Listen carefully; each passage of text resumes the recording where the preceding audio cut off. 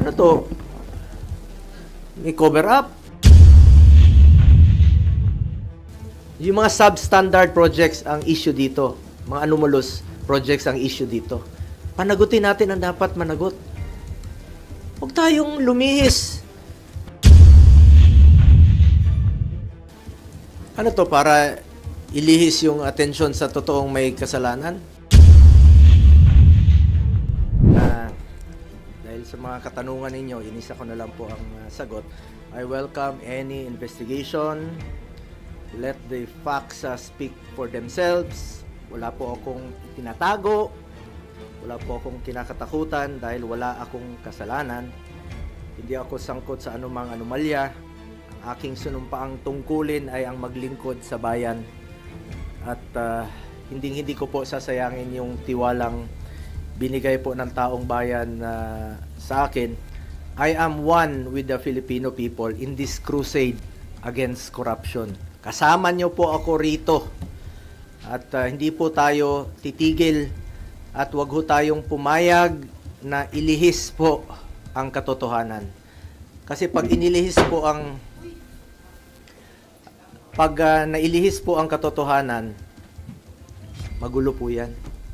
Magkakagulo po pag inilihis po ang katotohanan. Tumbukin niyo po yung dapat tumbukin. Hanapin niyo po yung dapat hanapin. Yun talagang mga totoong buhaya. Yung mastermind talaga. Bakit i-atras ngayon? With all due respect to the Ombudsman, sinusuportahan po natin lahat ng investigasyon.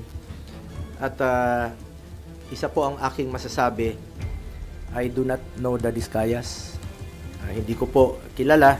In fact, nung hearing, nung mga nakarambuan dito sa Senado, tinanong ko sila, ang mga Diskaya. Tinanong ko sila, meron ba kayong joint venture with the CLTG? Yes. Tapos na ba? They answered yes. Napapakinabangan na ba? Yes. So, dun po, nagkaroon po ako ng interest din bilang isang senador at miyembro po ng Blue Ribbon na kung may pagkukulang, pagkakamali, kung anomalous o substandard, panagutin nyo. Sinabi ko doon. Ako mismo ang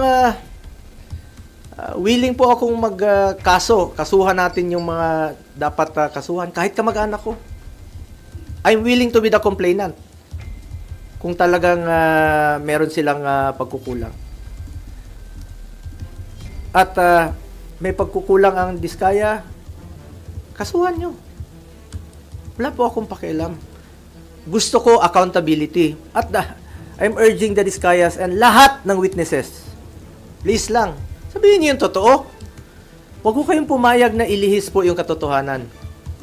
Kawawa yung Pilipino. Kawawa yung Pilipino. Tumbukin natin ang yung katotohanan. The truth lang po. Yun naman po ang pakiusap ko sa inyo. Na tumbukin po natin ang katotohanan. Mula noon hanggang ngayon, ang pinanghahawakan ko po ang delikadesa. I observe delikadesa in my whole life. Bilang isang probinsyano na taga Mindanao, Tanggenyong Bisaya, pangalan ko lang po ang aking pinanghahawakan at hindi ko sasayangin yung tiwala at boto na binigay po ng taong bayan. Ginawa niyo akong number 1. Hindi ko sasayangin yon. Tiwalang binigay niyo po sa akin. At serbisyo lang po ako. Yan po ang kailangan ng taong bayan ngayon. Makatrabaho na tayo at makapagserbisyo po tayo sa ating mga kababayan. Alam niyo, marami pong nabanggit nung hearing. Ang daming mga pangalan, tinutumbok na eh. Daming mga pangalan, di ba? Dami ng mga nakikita, lumalabas sa mga pangalan. Ilan kongresista, ilan mga opisyales, tinutumbok na. Sana naman, ituloy nyo na. Yun po ang gusto nating malaman. Ulitin ko, I am one with the Filipino people na alamin yung katotohanan. Tumbukin natin kung sino yung may kasalanan. Yung flood control ang issue dito. Yung ghost projects ang issue dito. Yung mga substandard projects ang issue dito. Mga anomalous projects ang issue dito. Panagutin natin ang dapat managot. Huwag tayong lumihis. Ano to? May cover up? Ano to, para ilihis yung atensyon sa totoong may kasalanan? Totoo lamang po. I am for accountability. Dapat panagutin po ang dapat managot. Please lang, nakikiusap po ako, let's make those responsible. Let's make them accountable for all this mess. Panagutin po natin ang dapat panagutin. Balikan ko lang po yung sa Senado. Dami na pong na-mention. Dami pong na-mention about the Discayas. Umabot na nga tayo sa Ilocos Norte na merong proyekto doon. Umabot na sa NBI, may proyekto ang Discayas. Yan ang maaring naging negosyo nila, makipag-joint venture, magpagamit po ng lisensya. Kung may kasalanan, panagutin nyo po. Panagutin nyo. Panagutin po natin. Hindi ko po kilala ang mga Diskaya. Wala po akong kinalaman sa kanila at wala po akong pakialam sa mga Diskaya. Kasuhan nyo. Kung kamag-anak ko kasama dyan, nag-joint venture sila, noong 2017, umatras na nga eh. Hindi, panagutin natin. I'm willing to be the complainant. Walang problema doon. Willing po ako na isa ako sa magiging complainant. Huwag niyo po ipahid sa akin ang dumi para kayo ang pumuti. Huwag naman pong ganun. Panagutin natin ang dapat managot dito. At isa po tayo ang ating layunin. Managot po ang dapat managot. Ang dami na pong nabanggit na kasama ng Diskaya, joint venture ng Diskaya. Yun ang imbestigahan. I am one with ICI. Secretary Vince ng DILG, I'm one with you. I'm one with the Ombudsman. Panagutin yan dapat panagutin. Kilala po ako ni Secretary Vince noon paano ako magtrabaho. At hindi po ako nakikialam bilang isang public servant. Noon, government employee, 2001, 1998 pa po, sa congressional office ni former President, former Congressman, former Mayor Rodrigo Duterte.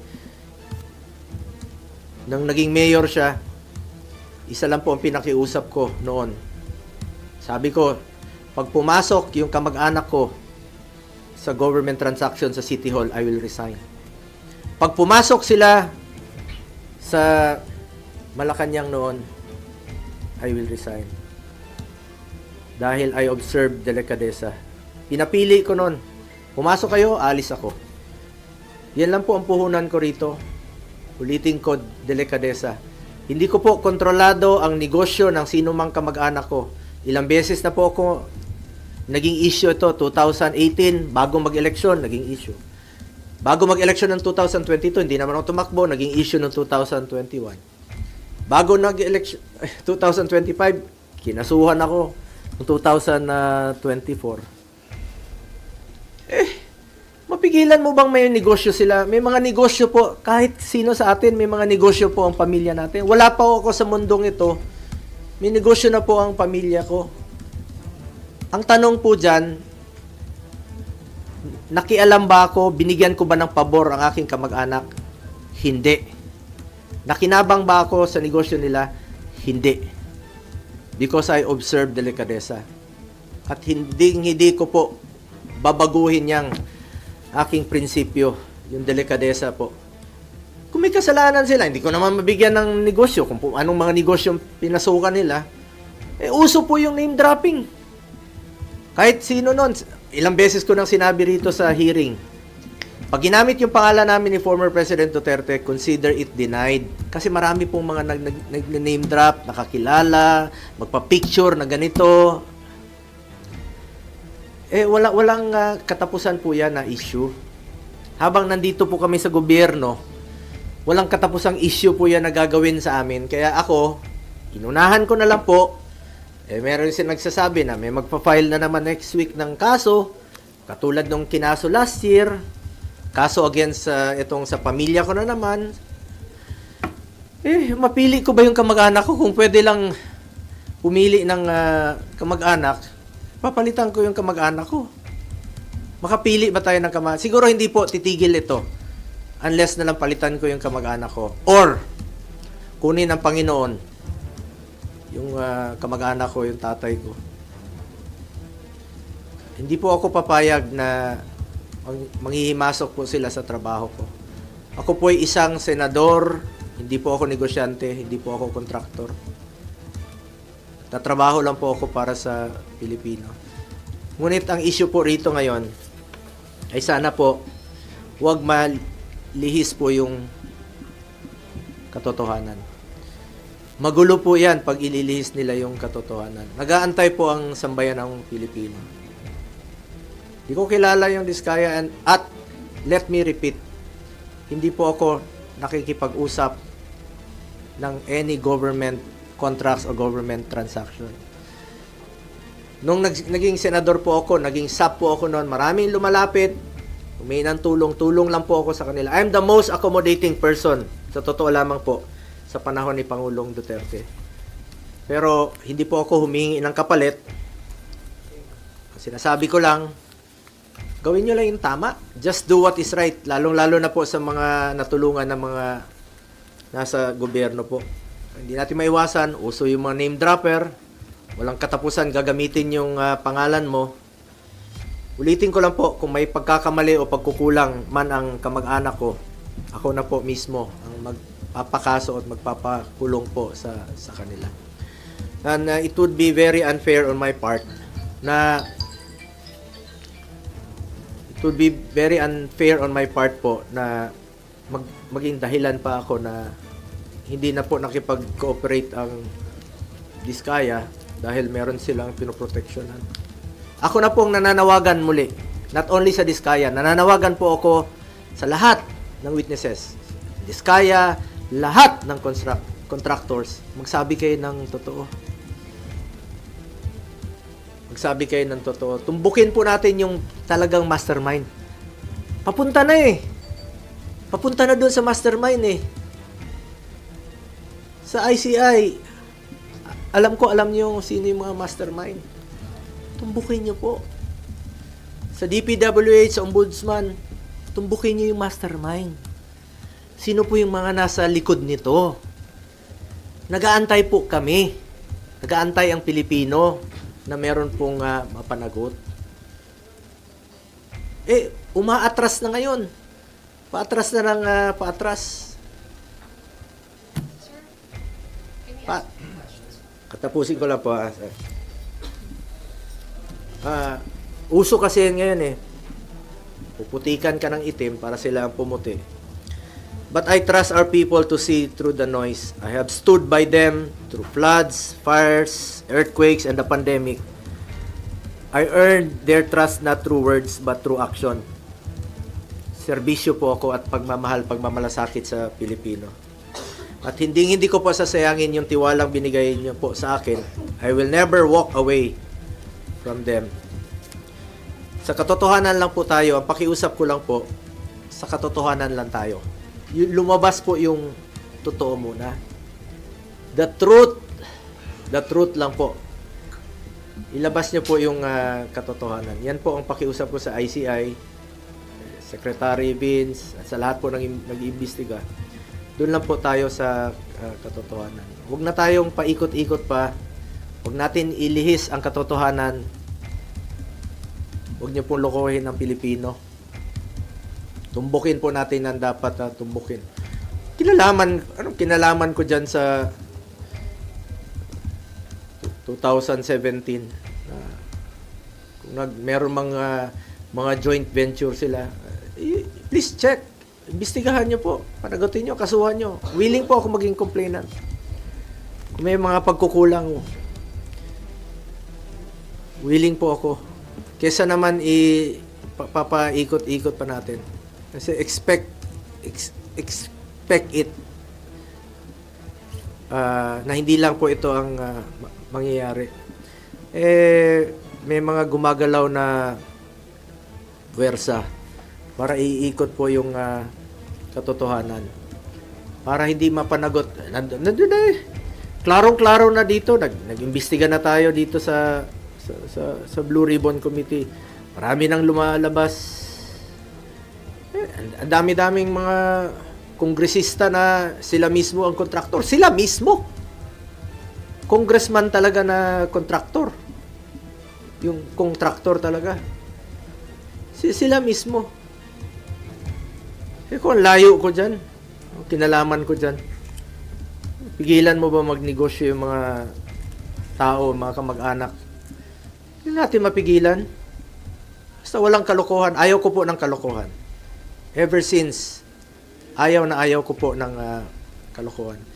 At nakikiusap lang po ako sa lahat, no, sa DPWH, sa Ombudsman, sana po'y maging fair. Tumbukin natin ang katotohanan. At sana naman po, wag naman po akong gawing dahilan na hindi mag-cooperate dahil merong tinatago at pinoproteksyonan. Ako na po ang nagsasabi. Ako po ang nagsasabi. Please lang, sabihin niyo po ang katotohanan. Katotohanan lamang po. Ilabas niyo po yung katotohanan. And let me repeat, hindi ko po kilala yung mga Diskaya. Balikan ko yung joint venture na trabaho nila. Tingnan nyo kung tapos na. Napakinabangan naman ng taong bayan. Kung napakinabangan, may COA po. Trabaho ng COA yan to check kung tapos na po at napapakinabangan. At meron bang problema. Kung may problema, kasuhan nyo po. Please. Ako na po nagsasabi, kasuhan nyo po. Po akong kinalaman dyan. Wala po akong pakialam dyan sa kahit na anong negosyo. Naka-focus lang po ako sa trabaho ko bilang senador. Sir, there are claims that the Discayas might be protecting you. You already said you don't know them, but is there any reason they could be protecting you at this time? Sabi ko nga, sabihin nilang totoo eh. Ako na po ang nagsasabi sa Diskaya, sabihin niyo yung totoo. Kasi biglang nalihis yung objective dito, ang tinutumbok natin dito, sino yung mga buhaya? Tinutumbok natin sino yung mga buhaya talaga, malapit na eh. Lumalabas naman eh. Yun ang hanapin niyo, panagutin niyo, kasuhan niyo. Eh ngayon, bakit kayo atras? Ang layo eh. Ang layo ng inatrasan niyo, parang cover up na ang nangyayari. Tumbukin ninyo yung mastermind. Ang issue dito yung flood control at yung mga ghost projects. Bakit aatras ka ngayon? Kaya ako nananawagan sa lahat ng mga witnesses, magsabi kayo ng totoo. Wala kayong dapat itago. At wala silang dapat proteksyonan sa akin dahil wala po akong kinalaman. Hindi ko naman sila kilala. Hindi naman po ako nag-i-involve sa any government transactions. Di po ako nakikialam dyan. Wala pong makakapagturo na may kinausap po ako, nakisali ako sa any government transactions. Senador po ako. Trabaho lang po ako dito, nagsiservisyo lang po ako sa taong bayan. At hindi ko nga sasayangin yung tiwalang binigay ko po. Hindi ko sasayangin tiwalang binigay nyo sa akin. Mas problema tayo ngayon, mas gugulo ang bayan pag ilihis nyo po ang katotohanan. Marami pong nag-aantay sa ngayon. Malaman yung katotohanan at matumbok ang may kasalanan at may pananagutan dito sa mga ghost project, dito sa mga flood control projects po. But sir, would you be willing to cooperate with DPWH, Ombudsman, ICI with the investigation? Sabi ko nga, po? willing pa akong maging complainant eh. I'm willing na maging complainant kung meron po may kasalanan dito. Sabi ko, kahit kamag-anak ko, I don't care. Kung may kasalanan sila, kasuhan sila, ako pa maging complainant. Pag may pagkukulang sila, substandard, pagkukulang, panagutin sila. So, wag lang pong paatras yung investigasyon. Since ito kaya nagpapalayo pala yung binabalot yung malapit. Alam naman ng taong bayan, sabi ko nga, paakyat na eh. Lumalabas na sa mga hearings dito, sa investigation. Alam naman natin kung sino yung mga nagpupondo, sino yung mga totoong mga contractor, sino yung mga involved sa anomalous projects. lumalabas na yung katotohanan paakyat na paakyat Habang paakyat, inililihis po sa katotohanan, umaatras, binabalik sa administrasyon ni former President Duterte na wala naman pong basihan. Hindi ko naman sinasabi na perpekto yung administration ni former President Duterte noon. Pag may nababalitaan siyang involved sa corruption, tinatanggal naman niya. Hindi ko sinasabing perpekto. Ngunit ito ngayon, nandito yung malala 22 to 25. Nandito yung malala. Hindi naman puputok yan kung hindi malala Sa tingin niyo target po kayo, you're being targeted. Sigurado. Kasi sabi ko nga, unti-unti na kaming ni-eliminate. Pag-identified with the past President Duterte, ni-eliminate. Taong bayan na po ang humusga. Alam nyo naman kung sino yung nagtatrabaho. Alam nyo naman kung sino yung nagsiservisyo lang ng tama. At alam nyo po kung sino yung talagang totoong nagmamalasakit at nagmamahal sa Pilipino. Sir, para po sa inyo, yung announcement po ng investigation dun sa CLTG ay panglilinis lang. Yes. Bakit? Ang layo binuksan ko na yan dito. Ako na nga mismo Tinanong ko na nga sila. Di ba tinanong ko na sa hearing? First hearing po ng Blue Ribbon Committee, isa yan sa aking unang tinanong. Naging transparent po ako. Una kong tinanong yan. Sabi ko, sa inyo, meron kayong joint venture? Yes. Tapos na? Yes. Napakinabangan? Yes. After 2 months, babalikan mo, tas sasabihin mo na hindi na nag-cooperate, pinoprotect siya. Open nga yun. Andyan bukas po yun sa hearing sa Senado. Sabi ko, willing po ako to cooperate. Willing po tayo malaman ang katotohanan. And willing po ako na ako pa maging complainant dito kung kakailanganin. Kahit kamag-anak ko, kasuhan nyo, kung meron silang kasalanan at may pagkukulang yung kanilang mga trabaho. Let me repeat, wala pa ako sa mundong ito, hindi pa ako pinapanganak, may mga negosyo na po ang pamilya ko. Hindi pa ako senador, may mga negosyo na po yan. At for the record, retired na po yan. 2019, may facts dyan, may katotohanan dyan. Retired na po yan, 2022, 2019, hindi na po sila involved. Ngayon ko nga lang na-discover recently, nung nabuksan po yan dito sa hearing, kaya ako na po mismo nag-research. Importante, hindi siya anomalous. Importante, wala siyang kalokohan.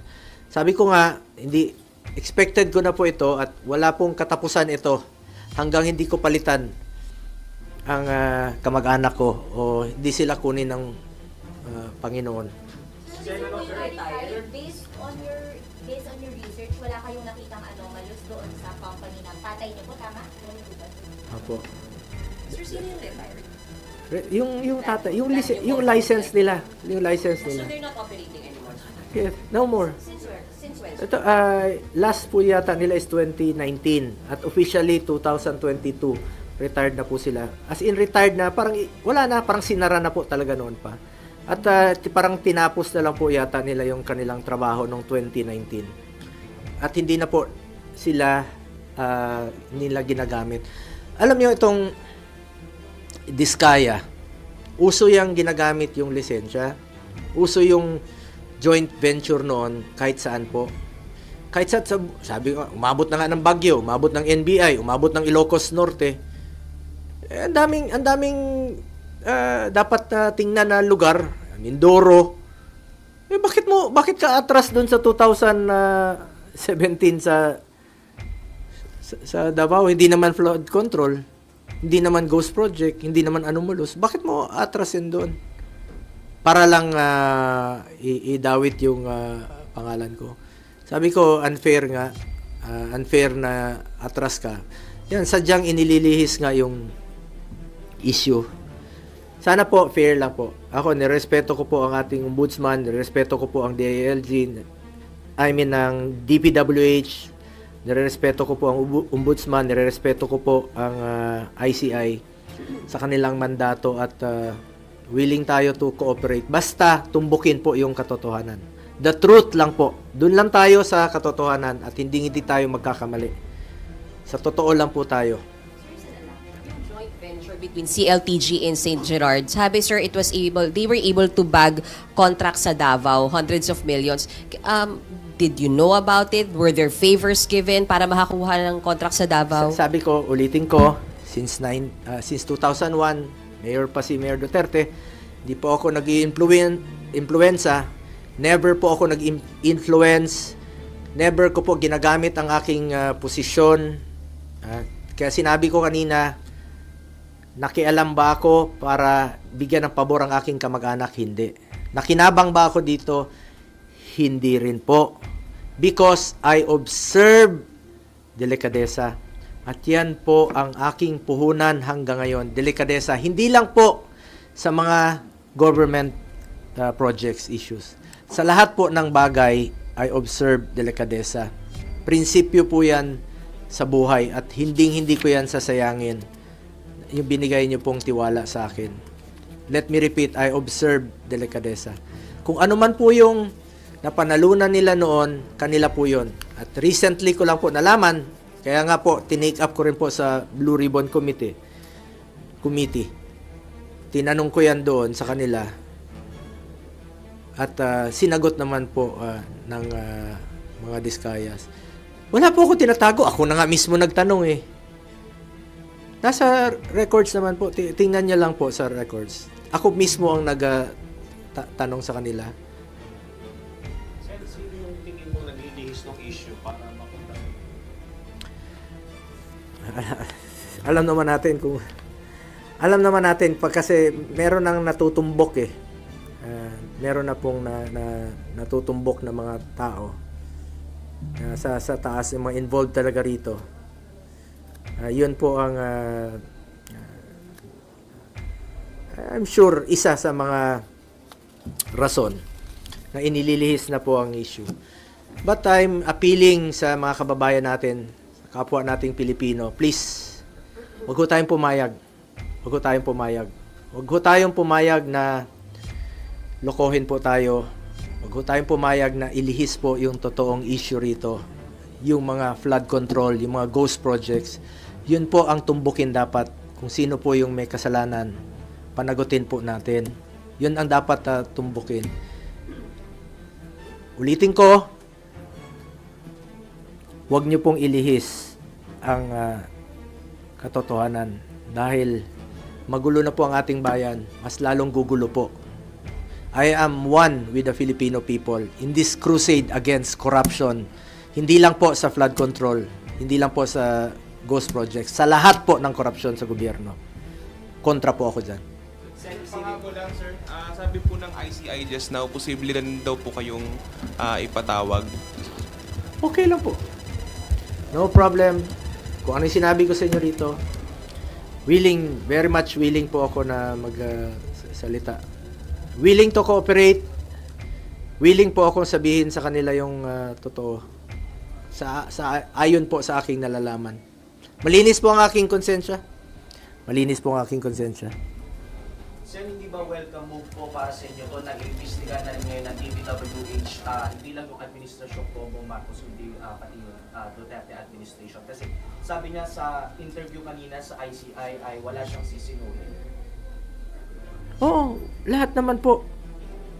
Lahat naman dapat imbestigahan dito. Ang ibig ko sabihin dito, tinutumbok na natin dito yung malala eh. Mga recent na 2022 to 2025. Nandito po yung malalang korupsyon. Pero lahat naman dapat imbestigahan. Pwedeng balikan ng previous administration. Even before pa. Before President Duterte's time, pwede rin nilang imbestigahan kung meron pong anomalous. And sinusuportahan ko po yan. Katotohanan po ang gusto nating malaman po rito. The truth po, the truth.